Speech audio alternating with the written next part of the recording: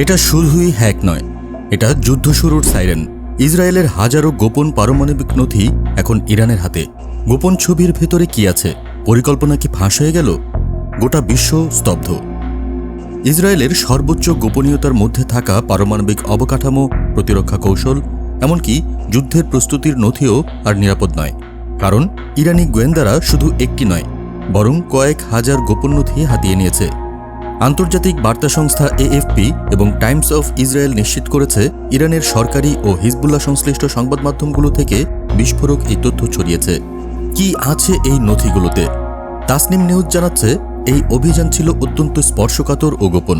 এতে শুধু কাগজ নয়, অসংখ্য ছবি, ভিডিও, এমনকি ডিজিটাল ম্যাপও ছিল, যা ইরানের গোয়েন্দারা অত্যন্ত সুরক্ষার সাথে ইরানে পৌঁছে দিয়েছেন। এখন চলছে চুলচেরা বিশ্লেষণ, আর এই বিশ্লেষণ থেকেই স্পষ্ট, দখলদার ইসরায়েলের পারমাণবিক নিরাপত্তা ভেঙে পড়েছে। এই খবর সামনে আসতেই কাঁপতে শুরু করেছে ইসরায়েলের সামরিক ও কূটনৈতিক অঙ্গন। বিশ্বজুড়ে নিরাপত্তা বিশ্লেষকরা বলছেন, এই ঘটনা শুধু দুই দেশের নয়, এটা গোটা মধ্যপ্রাচ্যের নিরাপত্তা ভারসাম্য ভেঙে দিতে পারে। প্রশ্ন এখন একটাই, এই গোপন নথিগুলো কি সামনে আসবে, নাকি এই তথ্যগুলো ব্যবহার হবে কোনো ভয়াবহ পাল্টা পদক্ষেপে? মধ্যপ্রাচ্যে যুদ্ধের দাবানল কি আরও ছড়াবে? ইসরায়েল কি এবার প্রতিশোধে ঝাঁপিয়ে পড়বে? আর ইরান, সে কি শুধু তথ্য পেয়েছে, নাকি যুদ্ধের মোক্ষম অস্ত্র? আপনার কি মনে হয়?